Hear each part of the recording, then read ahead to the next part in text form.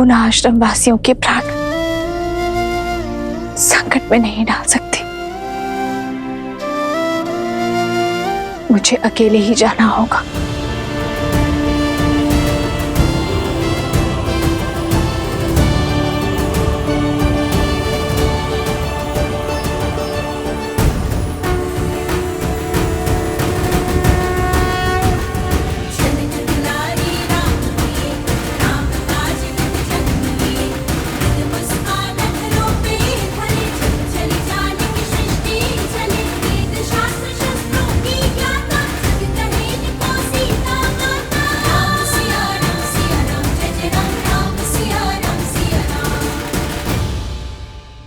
लवकुश, आपने अपनी माता को सत्य बताया?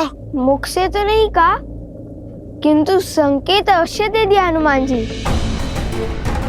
श्री राम और माता सीता के संबंध पर अटूट विश्वास रखती है हमारी माता। इसलिए श्री राम और माता सीता को मिलाने का प्रयास हमारा धर्म भी है और कर्तव्य भी। कारण चाहे जो हो, तुम्हें अपनी माता से सत्य नहीं छुपाना चाहिए था। जितना हमने अपनी माता के जीवन को समझा है, यदि उन्हें सत्य का भान होता तो कदाचित हमें युद्ध से रोक सकती थी, किंतु हमारा उद्देश्य समझकर, हमारा लक्ष्य जानकर वे हमारा साथ ही देती। तन और मन दोनों से आपसे युद्ध करने के लिए सत्य है श्री राम।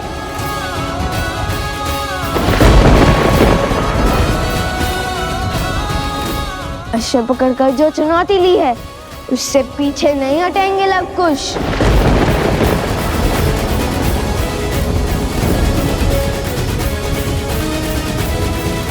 जैसी तुम्हारी इच्छा। मैंने हर धर्म का पालन किया ताकि तुम दोनों को इस युद्ध की अग्नि में जलने से रोक सकूं। और यदि युद्ध करने की ही मंशा है तुम्हारी, तो तथास्तु।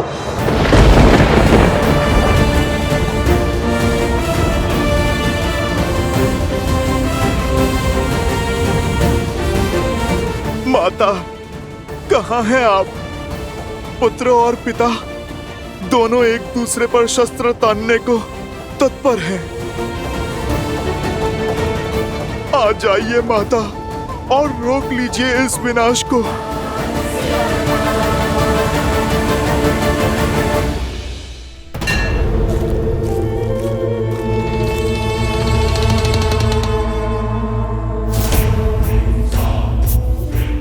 आओ सीता, आओ, चली आओ अपनी मृत्यु के पीछे।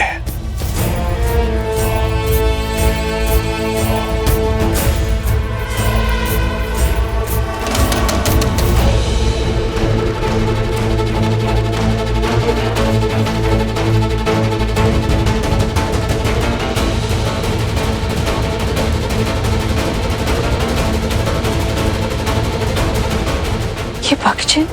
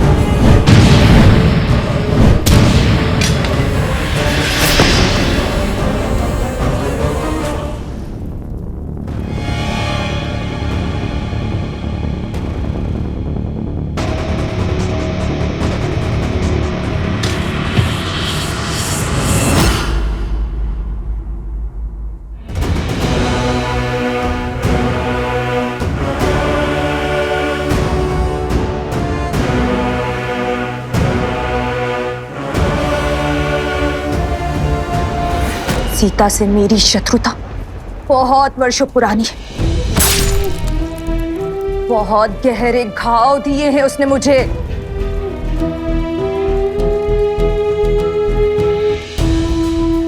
आज मैं उससे अपनी हर पीड़ा, हर दुख, हर कष्ट का प्रतिशोध लूंगी। आज उस सीता का अंत होगा। एक साधारण सी स्त्री होकर भी मेरी माया को हराया उसने। मेरे तिरस्कार का कारण बनी वो। मेरे कुल को लील गई और मेरे भ्राता को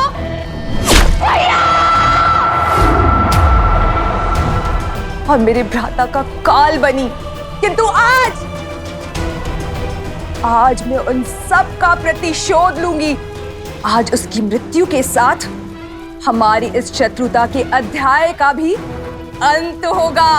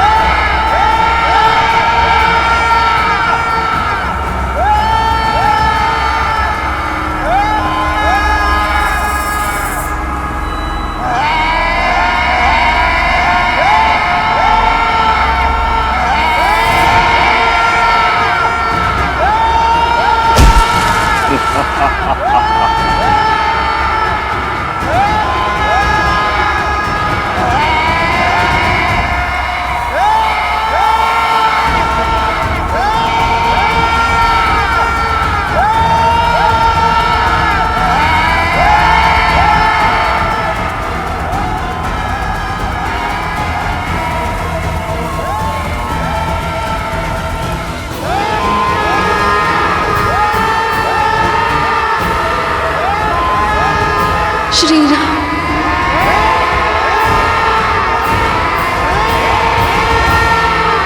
आज हमारी चाल केवल राम सिया की नहीं बल्कि समस्त रघुवंश का अंत कर देगी। रघुवंश के विनाश का शंखनाद हो चुका है भैया। और अंत के इस अध्याय का आरंभ हो चुका है। रघुकुल ने सदा ही ऋषि मुनियों के हर कार्य को सिद्ध किया है। उनके पूजा पाठ को सुरक्षा का कवच दिया है। रघुकुल का एक भी तीर किसी ऋषि के विरुद्ध नहीं चला है। किसी मुनि के तन को छलनी नहीं किया है। और यदि मैं राजा होकर यह युद्ध लड़ूंगा तो न्याय की हानि होगी।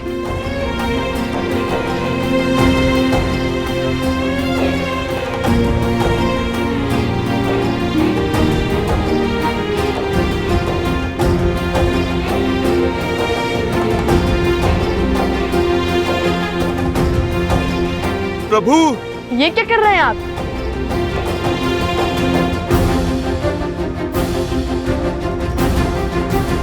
राजा के आभूषण उसकी पहचान होती है। आप ये क्यों उतार रहे हैं? राजा,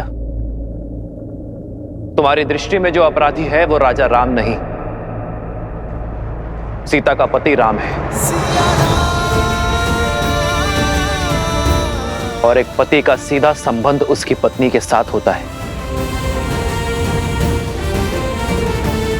जिसकी पत्नी वनवासी है, श्रृंगार और आभूषण धारण नहीं करती, तो तुम्हारे प्रश्न और प्रहार का उत्तर देते हुए ये पति भी ये आभूषण धारण नहीं कर सकता। और दूसरी बात, शास्त्रों के अनुसार एक राजा का ऋषि कुमारों से युद्ध करना वर्जित है, किंतु ऋषि कुमारों में द्वंद्व संभव है। तो इसलिए आज यह राजा राम कुछ समय के लिए अपना राजसी रूप त्याग कर एक वनवासी की भांति युद्ध लड़ेगा। श्री राम श्री राम श्री राम श्री राम श्री राम श्री राम श्री राम श्री राम। ना पिता को सत्य का भान है और ना ही पुत्रों को। पिता को ये नहीं पता कि वो अपने ही वंश को लील रहे हैं, और पुत्रों को ये आभास नहीं है कि वो जिन पर बाण ताने खड़े हैं वो उनके ही पिता है। कदाचित सत्य का ज्ञान इस युद्ध को टाल सकता है। कम से कम ये प्रयास तो कीजिए कि सत्य उन तक पहुंच सके। सत्य उचित समय आने पर ही सबके समक्ष उजागर होता है देवी, और जो समय से पूर्व ही सत्य को सबके सामने लाने का प्रयास करता है वो नियति के लक्ष्य में बाधा उत्पन्न करता है। आवश्यक नहीं कि समय सदैव आपके पक्ष में हो, क्योंकि सत्य और समय कभी साथ साथ होते हैं तो कभी भिन्न। श्री राम और लवकुश के मध्य होने वाले इस युद्ध को भी स्वयं समय ने ही चुना है। स्वयं समय ने ही साक्षात नारायण को इस दुविधा में डाला है कि वो इस परीक्षा की घड़ी का सामना करे। ये द्वंद्व आने वाली पीढ़ियों को ये संदेश देगा कि परीक्षा की घड़ी आने पर, दुख की घड़ी आने पर उससे लड़ा नहीं जाता, उसे काटा जाता है। और सीता, उनका क्या महादेव? वो तो सूर्पनखा और सहस्त्र रावण के पाश में फंसी है। कहीं जो काम शक्ति नहीं कर पाई वो युक्ति ना कर दे। नहीं नहीं महादेव, सीता को कुछ नहीं होना चाहिए।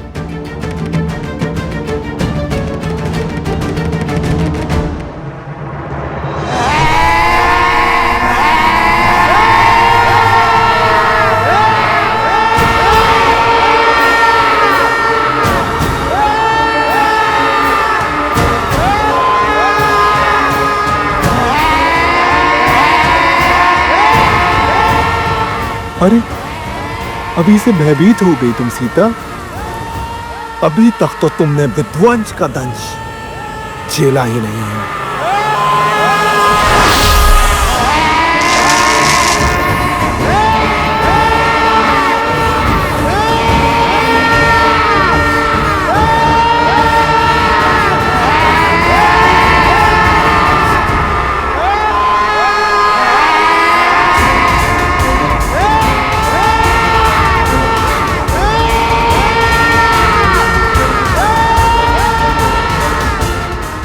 डालो बानासुर, अंत कर दो इस सीता का। इसके साथ ही रामायण की गाथा और उसकी संपूर्णता की कथा का अंत हो जाएगा भैया।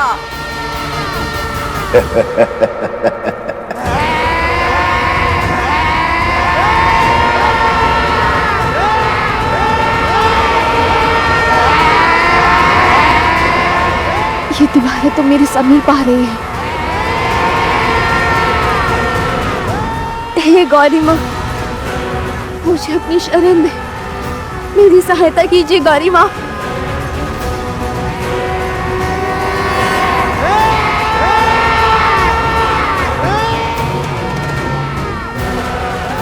रक्षा करे माँ गौरी, रक्षा करे।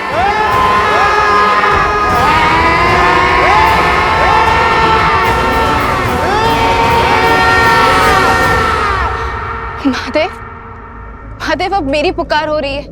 आप समय से विवश हैं और मैं भक्त की पुकार से। किंतु मैं क्या करूं? समय आ गया है देवी, जब आपको अपने समक्ष झांक कर देखना होगा, आत्मनिरीक्षण करना होगा। यही समय की मांग है। आपके लिए भी और देवी सीता के लिए भी। मैं कुछ समझी नहीं। भूल रही हैं आप, गौरी का एक दूसरा रूप भी है जिससे साक्षात काल, महाकाल दोनों भयभीत रहते हैं।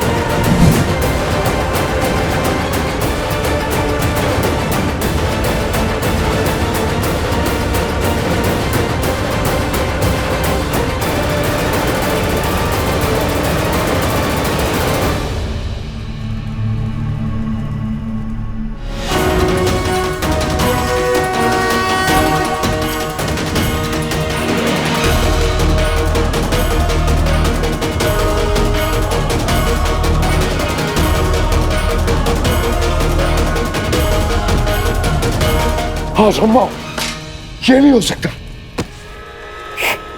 ये नहीं हो सकता।